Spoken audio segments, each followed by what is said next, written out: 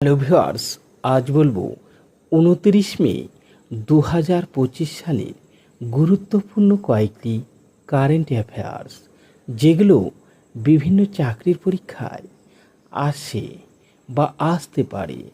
তো শুরু করা যাক আজকের প্রথম প্রশ্ন।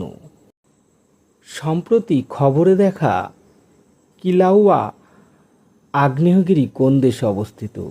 এ ইন্দোনেশিয়া, বি মার্কিন যুক্তরাষ্ট্র, সি ইথিওপিয়া, ডি জাপান। তো এর সঠিক উত্তর হবে অপশন বি মার্কিন যুক্তরাষ্ট্র। হাওয়াইয়ের বিগ আইল্যান্ডের কিলাউয়া আগ্নেয়গিরিতে সম্প্রতি 1000 ফুটেরও বেশি উচ্চতায় লাভা ফোয়ারা উৎপন্ন হয়েছে। কিলাউইয়া বিশ্বের সবচেয়ে সক্রিয় আগ্নেয়গিরিগুলির মধ্যে একটি। এটি মার্কিন যুক্তরাষ্ট্রের হাওয়াই রাজ্যের হাওয়াই দ্বীপের দক্ষিণ পূর্ব অংশে অবস্থিত একটি ঢাল ধরনের আগ্নেয়গিরি। আগ্নেয়গিরিটি সমুদ্রপৃষ্ঠ থেকে 4190 ফুট বা 1227 মিটার উঁচুতে অবস্থিত। এর শীর্ষ ক্যালডেরায় হালেমাউমাউ নামে একটি লাভা হ্রদ রয়েছে, যা হাওয়াইয়ান আগ্নেয়গিরির দেবীপেলের আবাসস্থল বলে মনে করা হয়। এর ঢাল পশ্চিম এবং উত্তরে মাউনা লোয়া আগ্নেয়গিরির ঢালের সাথে মিলিত হয়েছে। কিলাউইয়া 1983 সাল থেকে প্রায় অবিচ্ছিন্নভাবে অগ্ন্যুৎপাত করে আসছে। এর অগ্ন্যুৎপাত বেশিরভাগই অবিস্ফোরক এবং সাধারণত হালেমাউ এর মধ্যেই থাকে। কখনো কখনো ক্যালডেরার মেঝে এবং পাশে উপচে পড়ে। চলে যাব নেক্সট কোশ্চেন। জাতীয় শিক্ষানবিশ পদোন্নতি প্রকল্প কোন মন্ত্রণালয়ের একটি উদ্যোগ? এ উন্নয়ন মন্ত্রণালয়, বি অর্থ মন্ত্রণালয়, সি দক্ষতা উন্নয়ন ও উদ্যোক্তা মন্ত্রণালয়, সি অতি ক্ষুদ্র ক্ষুদ্র মাঝারি উদ্যোগ মন্ত্রণালয়। তো এর সঠিক উত্তর হবে অপশন সি দক্ষতা উন্নয়ন ও উদ্যোক্তা মন্ত্রণালয়। কি পয়েন্ট? সম্প্রতি দক্ষতা উন্নয়ন ও উদ্যোক্তা মন্ত্রকের প্রতিমন্ত্রী এর সভাপতিত্বে কেন্দ্রীয় শিক্ষানবিশ কাউন্সিলের 38তম সভা অনুষ্ঠিত হয়েছে। কাউন্সিল জাতীয় শিক্ষানবিশ প্রচার প্রকল্প এবং জাতীয় শিক্ষানবিশ প্রশিক্ষণ প্রকল্পের অধীনে উপবৃত্তির 36% বৃদ্ধির সুপারিশ করেছে। ভারত সরকার কর্তৃক এই প্রকল্পটি 19 আগস্ট 2016 তারিখে চালু করা হয়েছিল। এই প্রকল্পটি শিক্ষানবিশ কর্মসূচি পরিচালনাকারী প্রতিষ্ঠানগুলিকে আর্থিক সহায়তা প্রদান করে। এটি দেশজুড়ে শিক্ষানবিশ প্রশিক্ষণ বৃদ্ধির জন্য দক্ষতা উন্নয়ন ও উদ্যোক্তা মন্ত্রকের একটি উদ্যোগ। চলে যাব নেক্সট কোশ্চেন। নবম ইন্ডিয়া মোবাইল কংগ্রেস IMC 2025-এর থিম কি? এ রূপান্তরের জন্য উদ্ভাবন, বি নতুন ডিজিটাল মহাবিশ্ব, সি বিশ্বব্যাপী ডিজিটাল উদ্ভাবন, ডি ভবিষ্যৎ এখনই। তো এর সঠিক উত্তর হবে অপশনে রূপান্তরের জন্য উদ্ভাবন। কি পয়েন্ট? সম্প্রতি উত্তর পূর্বাঞ্চলের যোগাযোগ ও উন্নয়ন মন্ত্রী Shri Jyotiraditya Scindia India mobile congress IMC 2025-এর নবম সংস্করণের ইনোভেন্ট টু ট্রান্সফর্ম থিমটি উন্মোচন করেছেন। ইন্ডিয়া মোবাইল কংগ্রেস 2025 সালের 8 থেকে 11 অক্টোবর 2025 পর্যন্ত নয়াদিল্লির যশোভূমি কনভেনশন সেন্টারে অনুষ্ঠিত হবে। এই ইভেন্টে অবকাঠামো, সমাজ এবং স্থায়িত্বের মতো ক্ষেত্রগুলিতে ডিজিটাল রূপান্তরের চালিকা শক্তি হিসেবে উদ্ভাবনের উপর আলোকপাত করা হবে। IMC 2025 টেলিযোগাযোগ বিভাগ এবং cellular operators association of India দ্বারা আয়োজিত হয়। চলে যাব নেক্সট কোশ্চেন। সম্প্রতি খবরে দেখা যাওয়া INS ব্রহ্মপুত্র কোন ধরনের নৌযান?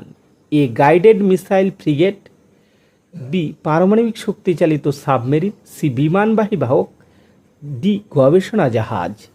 তো এর সঠিক উত্তর হবে অপশনে গাইডেড মিসাইল ফ্রিগেট।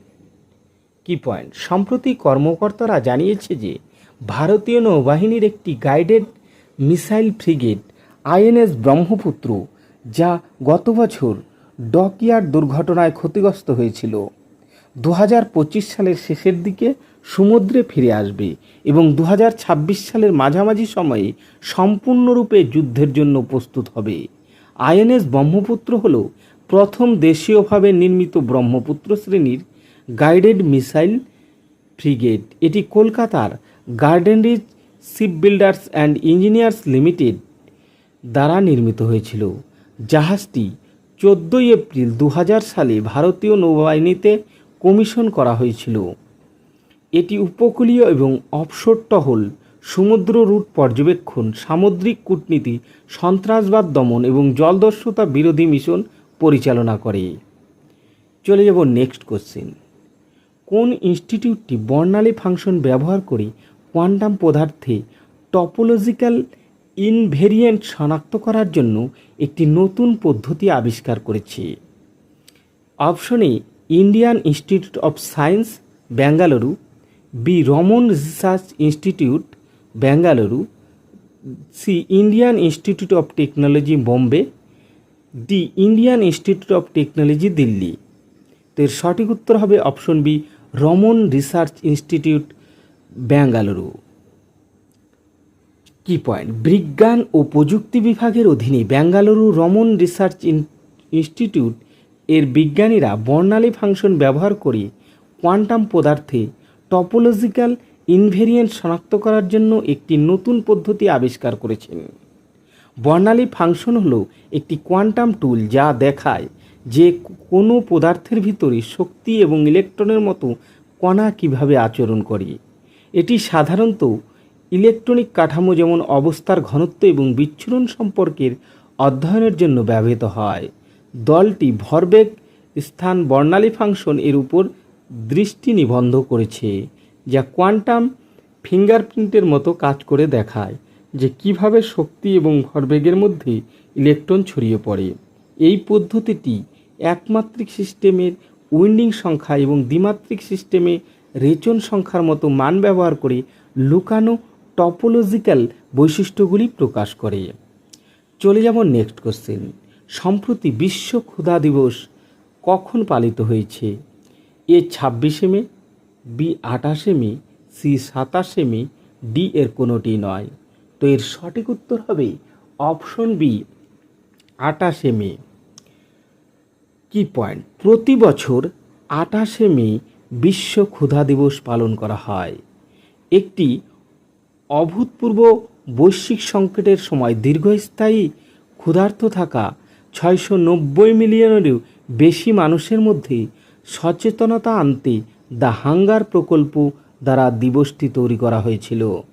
এটি শুধুমাত্র দীর্ঘস্থায়ী ক্ষুধা সম্পর্কে সচেতনতা ছড়ায় না, বরং টেকসই উদ্যোগের মাধ্যমে ক্ষুধা ও দারিদ্র্যের সমাধান করতেও লক্ষ্য করা যায়। চলে যাব আমরা নেক্সট কোশ্চেন। সম্প্রতি কোন রাজ্য বিনিয়োগ এবং কর্মসংস্থান বৃদ্ধির জন্য মহাকাশ শিল্পনীতি চালু করেছে? Option A Kerala, B Karnataka, C Tamil Nadu, D এর কোনোটি নয়। তো এর সঠিক উত্তর হবে অপশন বি কর্ণাটক। কি পয়েন্ট, কর্ণাটক রাজ্য মহাকাশ শিল্পের উন্নতি এবং কর্মসংস্থান বাড়ানোর জন্য একটি নতুন নীতি চালু করেছে। এই নীতির মাধ্যমে মহাকাশ শিল্পে বিনিয়োগ আকর্ষণ এবং রাজ্যের অর্থনৈতিক উন্নয়নে সাহায্য করবে। চলে যাব আমরা নেক্সট কোশ্চেন। সম্প্রতি কে মোনাকো গ্র্যান্ড প্রি 2025-এর শিরোপা জিতেছেন? Option A Charles Leclerc, B Lewis Hamilton, C Lando Norris, D এর কোনোটি নয়। তো এর সঠিক উত্তর হবে option C Lando Norris. Key point, Lando Norris pole position থেকে দৌড় শুরু করেছিলেন এবং জিতে যান।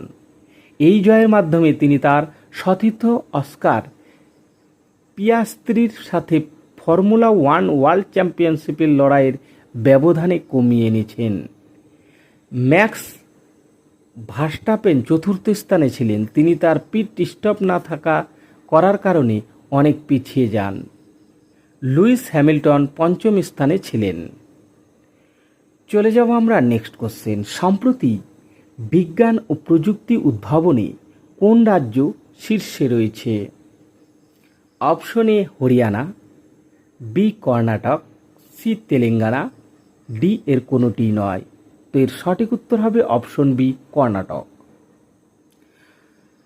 কি পয়েন্ট, কর্ণাটক রাজ্যে উদ্ভাবন এবং প্রযুক্তিগত অগ্রগতির একটি শক্তিশালী ভিত্তি রয়েছে। এই রাজ্যে প্রচুর সংখ্যক স্টার্ট আপ এবং প্রযুক্তি কোম্পানি রয়েছে, যা উদ্ভাবনের সংস্কৃতিকে আরও উৎসাহিত করে। কর্ণাটক ডিপিআইআইটি এর র্যাঙ্কিংয়েও শীর্ষস্থানীয় স্থান অধিকার করে, যা প্রমাণ করে যে রাজ্যটি বিজ্ঞান ও প্রযুক্তি উদ্ভাবনে উল্লেখযোগ্য অগ্রগতি লাভ করেছে। রাজ্য সরকার এবং শিল্প উভয়ই বিজ্ঞান ও প্রযুক্তি উদ্ভাবনের জন্য সহযোগিতা করে। চলে যাব আমরা নেক্সট কোশ্চেন। সম্প্রতি সুহলে অনুষ্ঠিত আইএসএসএফ জুনিয়র বিশ্বকাপ 2025-এ পদক তালিকার শীর্ষে কে? Option A Bharat, B Germany, C Japan, D এর কোনোটি নয়। তো এর সঠিক উত্তর হবে অপশন এ ভারত। কি পয়েন্ট, জার্মানির সুহলে অনুষ্ঠিত আইএসএসএফ জুনিয়র বিশ্বকাপ 2025-এ পদক তালিকার শীর্ষে ভারত ছিল। ভারতীয় শুটাররা একাধিক পদক জিতে প্রথম স্থান অধিকার করে। এর মধ্যে একদিনে 4টা পদক জেতারও একটি উদাহরণ রয়েছে, যা একটি ফেসবুক পোস্টে উল্লেখ করা হয়েছে। এই প্রতিযোগিতায় আদ্রিয়ান কর্মকার 50 মিটার রাইফেলে রূপো পদক জিতে ভারতের প্রথম পদক জয়ের সূচনা করেন। তো বন্ধুরা, ভিডিওটি কেমন লাগলো? যদি ভালো লেগে থাকে লাইক, শেয়ার ও কমেন্ট করতে ভুলবেন না। আর এই চ্যানেলে যারা নতুন, চ্যানেলটি সাবস্ক্রাইব করে সঙ্গে থাকবে। ধন্যবাদ সবাইকে। আজকের মতো এ পর্যন্তই।